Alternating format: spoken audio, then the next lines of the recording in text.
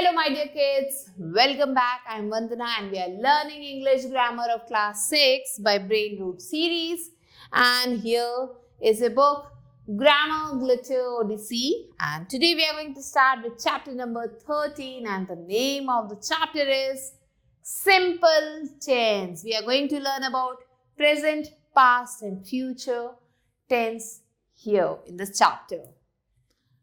So, the tense of a verb shows the time of an action. जो tense होता है verb का वो क्या बताता है, किसी भी काम के टाइम के बारे में बताता है, या and state of the action refer to, और जो भी एक्शन है उसके स्टेट को भी बताता है. There are 3 types of tenses. 3 तरीके के टेंसेस हैं यहाँ पे, present tense, past tense and future tense. So here let's start with the present tense. The present tense of a verb indicates a state or an action. ये क्या बताता है, किसी state या फिर action के बारे में बताता है जो कि present में हुआ है. जैसे he is a good actor.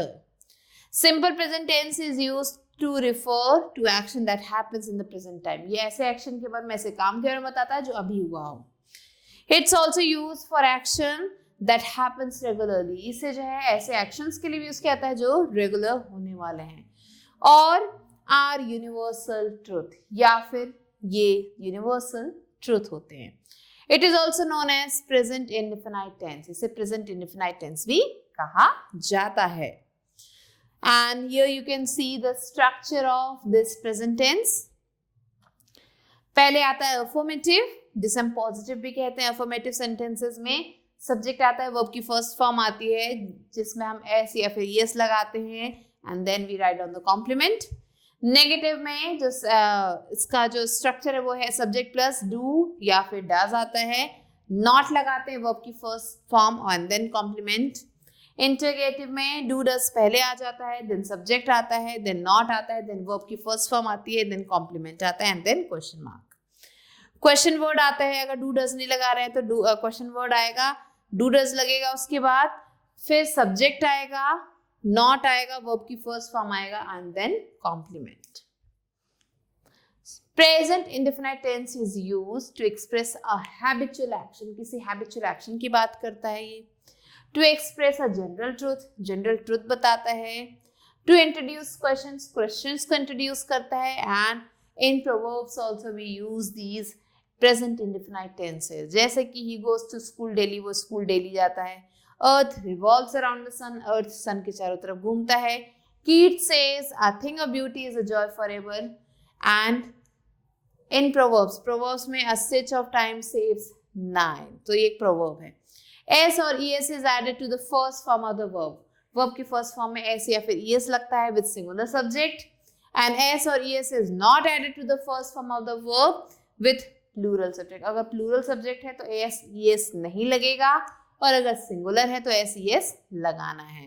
तो चलिए जल्दी से आते हैं ये एक्सरसाइज पे. Here we have to fill in the blanks with a simple present tense form of the given verbs in the bracket.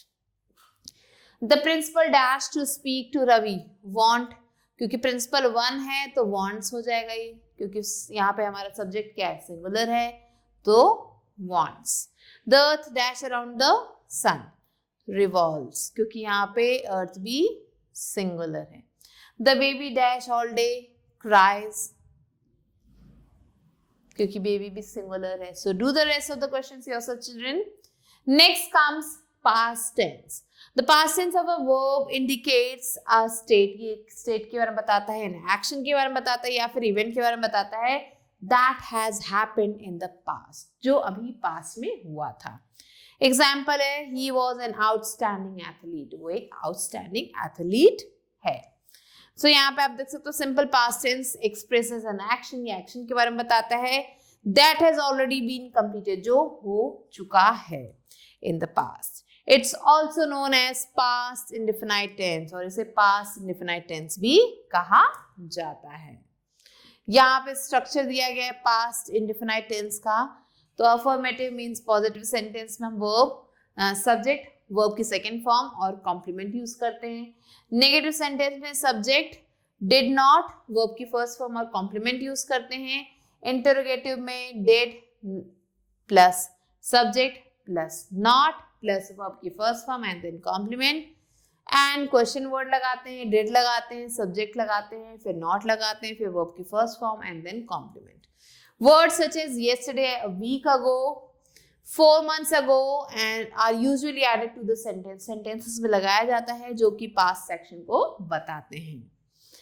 Past indefinite tense is used to indicate an action completed in the past.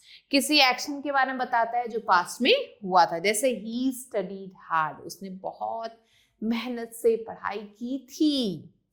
So children, quickly move on to B exercise. Change the following sentences into simple past tense. Sentences दिए गए हैं, इन्हें simple past में हमें करना है. She buys a book. अब यहाँ पे verb क्या है? buys. तो sentence बन जाएगा she.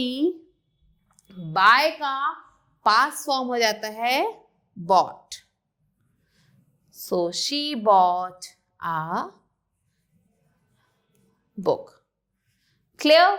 Next, second one is the teacher punishes the boy. अब यहाँ पे punish करना एक काम है, तो हम लिखेंगे the teacher punished the boy. They know it. तो हम लिखेंगे they. know का बन जाएगा knew it. Clear, children? So you have to do the rest of the questions like this. Now, C exercise. Rewrite the following sentences in their negative and interrogative form. In sentences को negative में भी convert करना है और interrogative में भी. तो चलिए negative and then interrogative. So yes, children. The first one is you jumped high. जब हमने इसे नेगेटिव में चेंज किया तो हमने लिखा you did not jump high. Jumped में से ed हटा के हम इसे फर्स्ट फॉर्म में करेंगे तो जंप हो जाएगा. So you did not jump high. अब हम जब इसे इंटरोगेटिव में कर रहे हैं तो did को हम स्टार्टिंग में ले आएंगे and it will be did you jump high and then question mark we have to put. Similarly, second यहाँ पे दिया गया है the teacher tested our English. तो यहाँ पे the teacher did not test our English आएगा एंड टीचर के बाद हमने डिड नॉट लगा दिया, टेस्टेड का टेस्ट बन जाएगा and then we have to write down English and then full stop. अब जब हम इसे इंटरोगेटिव में चेंज कर रहे हैं सेम सेंटेंस को तो हम लिखेंगे ये जो डिड है वो हम स्टार्टिंग में ले आएंगे did the teacher test our English and then question mark. So do the rest of the questions like this, children. Now let's move on to the third tense, which is future tense. The future tense of a verb indicates a state, an action or event. ये किसी state या फिर किसी action या फिर event के बारे में बताता है at the later point of time or in the future, जो future में हो रहा हो. Example है We will make a sand castle. हम एक sand castle बनाएंगे. So यहाँ पे आप देख सकते हो will make है जो बता रहा है future में हम क्या काम करने वाले हैं. The future, the simple future tense is used to express something that will happen in the future. ऐसी कोई भी चीज जो आगे होने वाली है. It is formed by adding will and shall to the base form. इसे use किया जाता है, इसे बनाया जाता है will और shall use करके base form में of the verb. It is also known as future indefinite tense. इसे future indefinite tense भी कहा जाता है. And यहाँ पे structure दिया गया है. First is affirmative, which is also positive. तो इसमें हम लिखते हैं subject plus will plus verb की first form और complement. Next, negative sentence की अगर हम बात करें तो will के साथ not लग जाएगा. तो subject will plus not plus verb की first form and then complement. Interrogative की बात करें तो will plus subject plus not plus verb की first form and then complement and then question mark, और question word plus will plus subject plus not plus verb की first form complement and then question mark. Words like tomorrow, next week, next month, next year, ये सारे क्या है? These may be used to suggest future time. ये future के बारे में बताते हैं. Now, future indefinite tense is used. कहाँ पे यूज किए जाते हैं इसे? To indicate an action that is still to take place. ये ऐसे एक्शन के साथ यूज किया जाता है जो अभी भी होने वाला है. They will go to Delhi. This is also formed by using the phrase going to. इसे यूज किया जाता है फ्रेज के साथ जो है going to. It is going to rain in the evening means ऐसा होने वाला है. Next, let's move on to D exercise, children. Rewrite each sentence by changing the verb into simple future tense. तो verb को हमें change करना है simple future tense में. तो यहाँ पे first sentence है I work every Saturday. तो यहाँ पे क्या आएगा? Answer will be I will work every Saturday. Clear, children? I walk fast. तो यहाँ पे आएगा I will walk fast. So do the rest of the questions yourself, children. Now let's move on to E exercise. Change the following sentences into their negative and interrogative form. So same we have to do. We have to first change the sentence into negative one and then to the interrogative form. So let's do it. Negative and then interrogative. So children, here the first one is India will lose the match. तो जब हम इसे negative में change करेंगे तो हम कहेंगे India will not lose the match. Similarly, जब हम इस similar sentence को interrogative में convert करेंगे तो हम लिखेंगे Will India lose the match? Question mark. Next is you will write a paragraph tomorrow. अब हम इसे negative में convert करें you will not write a paragraph tomorrow. Not लगा देंगे यहाँ पे.